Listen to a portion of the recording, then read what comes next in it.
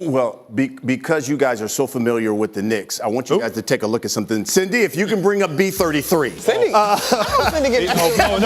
Cindy Cindy, no B33. Yes. We don't need to. It's too early for this. You talk about Eastern Conference contenders, but they got to start proving themselves against the best teams. They are 0-5 against the top 3 teams in the NBA. I'm talking Celtics, Thunder, and Cavs. They're going to get tested right away after the break because they play Cleveland on Friday. They got Boston on Sunday. So I guess the question here is, Monica, what must the Knicks prove to everyone to be considered contenders?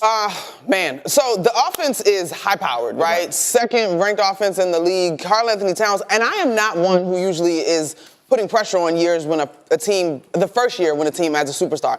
But this offense has just been fantastic. Defensively, they've got to grow. Now, part of that starts with them getting healthy. Mitchell OG Anunoby obviously had an injury prior to the All-Star break, so he's got to get healthy as well. But the numbers in terms of when you talk about champions in the NBA, there's only been like 3 times where a team outside of the top 10 in terms of defensive efficiency eventually going on to become the champion. So the defense has some room to grow, but I do think step one, Han, is them getting healthy in terms of that. I can jump off that because, you know, you're putting a lot of anticipation on one player, Mitchell Robinson, who's had a hard time staying healthy. But when he is healthy, he could be a difference maker. To say, though, that their championship aspirations rest with him, you know, it's saying a lot. Now, this is a high-efficiency offense, like you mentioned. They have a defensive-minded coach. You would think they could figure it out if they do get healthy. But here's your problem, matchup-wise, as we talked about. They have struggle against these teams. The Knicks are 30th in the league in defending the 3. The Celtics, that's what they do. So there's one problem. The Cavaliers run pick and roll more than any other team in the league. No one runs pick and roll. Like the Knicks are the one team that faces pick and roll more than any other team in the league, and they're not very good at it. That's the Cavaliers. That's what they do best. So their weaknesses against the top 2 teams in the East strengths is a bad matchup for them. Yeah. And the only way to fix it is personnel-wise. Can Mitchell Robinson make that much of a difference? I feel like that's a lot to put on a guy that is just trying to get back on the court. And that's the problem. Anunoby and his defense, Bridges, the 2 wings, they call them Wingstop here in New York, they have been really good at both ends of the floor. But that guy right there you're watching, and Mitchell Robinson, who can defend at 3 and help Karl Anthony Towns out, that's important because for Karl Anthony Towns, he was on a number 1 defense in Minnesota with Rudy Gobert as his center. Can they replicate that in New York? That's asking a lot. Give you a final word, Monica, when you talk about that. Han covered it.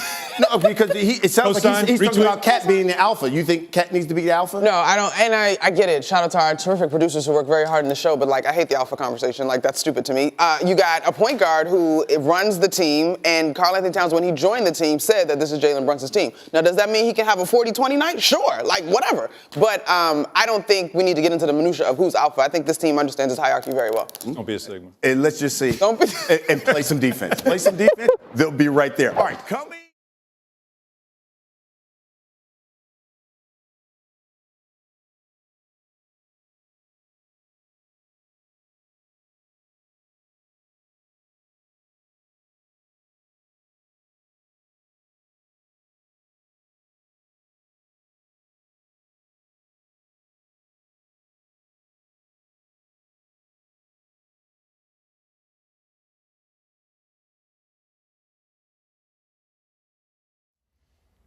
How's it going, everybody? Villa Sports Network here. Just want to thank you guys for your support on the channel. Thank you guys for watching the video. Hope you all enjoyed it.